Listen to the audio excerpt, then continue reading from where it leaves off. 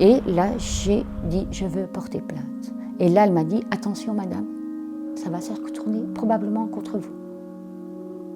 Vous réfléchissez bien à ce que vous faites.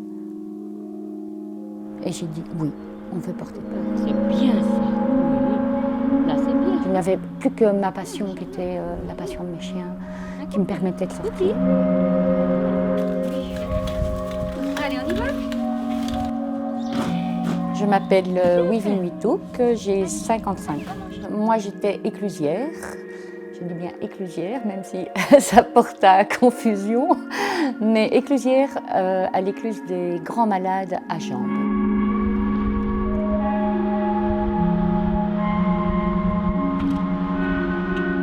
Il n'était pas chef, mais il prenait la place du chef. Il était le meilleur ami du chef de poste. Et il est arrivé un dimanche, alors qu'il avait été boire son apéritif dans un petit café de Jambes, avec un petit verre dans le nez.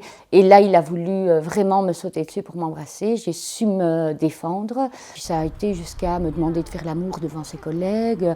Et il venait sonner chez moi. Enfin, c'était vraiment, vraiment, vraiment très difficile. Et puis ça a vraiment craqué fin d'année où normalement j'étais en pause avec un de mes voisins, mais qui est une personne très très faible. Et il l'a manipulé pour prendre sa pause et pour travailler avec moi. Et là, il a commencé à mettre mon travail en péril, dans le sens où on avait des gros problèmes techniques à l'écluse. Et il a éteint tous les ordinateurs. Il voulait vraiment que l'écluse tombe en panne. Et là, je me suis fâchée. Alors là, il est parti. Et quand il est revenu, il a commencé à me menacer et vraiment à être violent avec moi.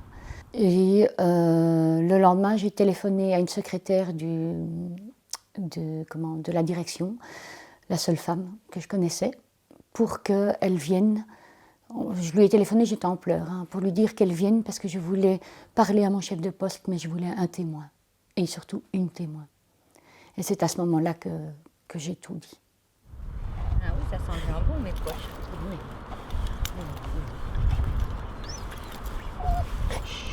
Oui.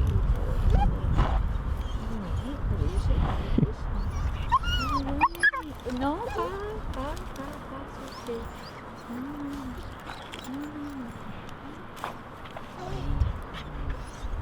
Et alors là, on m'a conseillé de me mettre en maladie.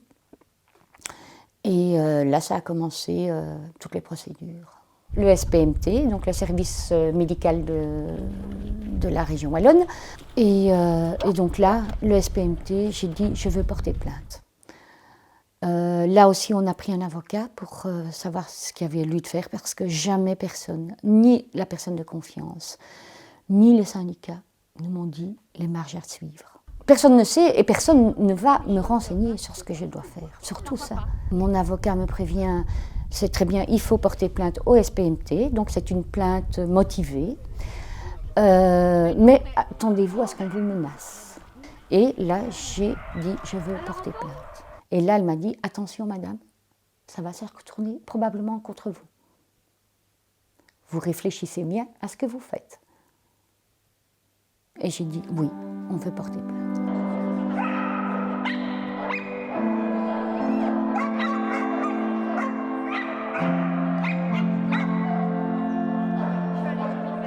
Où il est marqué clairement, et en gras dans le texte, que je suis harcelée gravement, avec des phases raisonnées, irraisonnées et sur le long terme. Dans le rapport, il est marqué que je suis une personne dominante, qu'il faut voir mon harceleur et lui dire très gentiment qu'il ne peut vraiment plus faire ce qu'il a fait avec moi. Mais il faut lui dire gentiment parce qu'il menace de se suicider, il n'est pas bien dans sa peau, il ne comprend pas. Et donc vraiment, il faut prendre attention à lui. Et là, je fais vraiment une première très grosse tentative de suicide. Parce que je ne comprends pas. Je ne comprends pas. C'est moi la victime, mais c'est à lui qu'il faut faire attention. Donc voilà, on va aller lui porter. J'ai été reconnue en article 410 bis. J'ai été la première fonctionnaire au sein de la région wallonne à être reconnue sur cet article. J'ai été hospitalisée en psychiatrie. Donc je suis rentrée mi-novembre en hôpital psychiatrique, où là j'ai vécu un enfer pendant 4 mois. Je pesais 40 kilos à l'époque, hein. J'étais vraiment plus que l'ombre de moi-même. Je n'avais plus que ma passion qui était la passion de mes chiens, qui me permettait de sortir, sans quoi je n'allais pas au magasin, je me cachais. Je me cachais, je ne savais pas sortir de mon lit, je ne savais pas sortir de chez moi.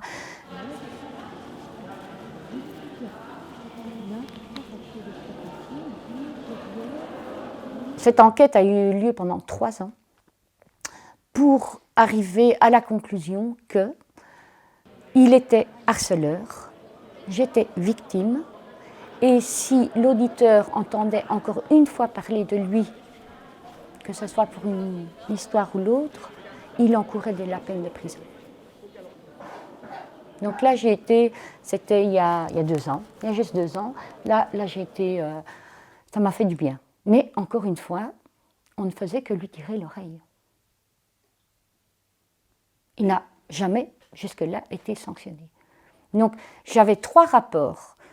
Le rapport du SPMT, la reconnaissance du ministre et le rapport de l'auditeur qui me disait victime, mais qui ne me prenait pas en considération de victime.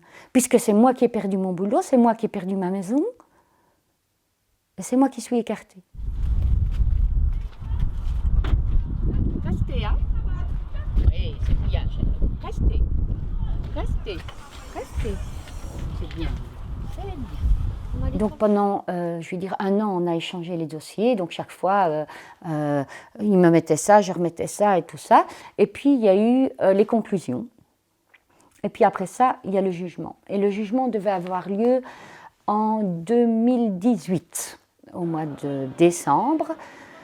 Et 3 jours avant le jugement, avant le jugement, oui, avant les plaidoiries, on a un petit mot de l'avocat comme quoi le juge est malade et que c'est reporté. Mais ça a été reporté à 13 mois plus tard. Vous imaginez? Problème de la justice en Belgique. Je n'ai pas été bien du tout en 2018. J'ai vraiment pas été bien. J'ai encore fait une très très grosse tentative de suicide où là j'ai été coloquée. Le violeur, c'est toi. Le violeur, c'est toi. C'est la police. C'est la justice. C'est l'État, la société. C'est là que s'est déclenchée ma prise de parole. C'est la première fois que publiquement je parle de mon histoire, que j'ose dire face à mes collègues qui n'ont jamais entendu ma version, face à tout le monde ce que j'ai vécu.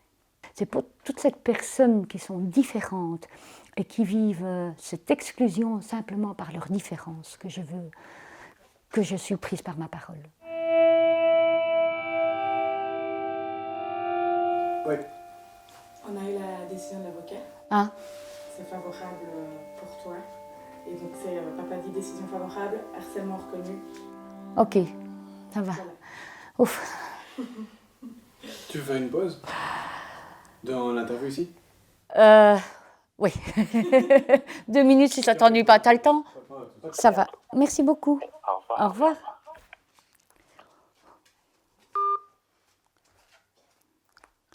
Il a la plus grosse condamnation. Enfin voilà. Oui, je bois mon café pour reprendre un peu d'effort. Vas-y. Oh. Allez, viens mon cœur. D'accord. Je savais que c'était si tu t'effondrais qu'il fallait te prendre dans les bras. Non mais, t'imagines pas la tension. Ça fait 2 nuits que je dors pas. Hein? Je suis reconnue victime et lui, il a la plus lourde peine. Et ça, c'est fantastique. Voilà. Je suis vraiment reconnue à part entière comme victime aujourd'hui pour la première fois, après 5 ans de vie sur l'écluse, après 8 ans de procédure.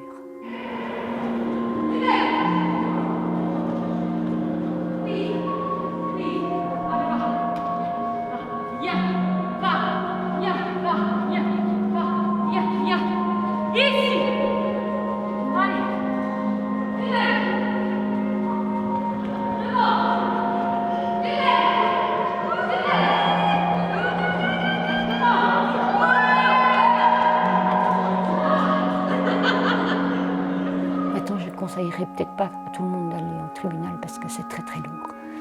Très très lourd au niveau psychologique, au niveau pécunier. À tous les égards, c'est très très lourd. Mais c'est vrai que si j'y avais pas été, eh ben, on continuerait dans l'impunité à avoir des comportements déviants.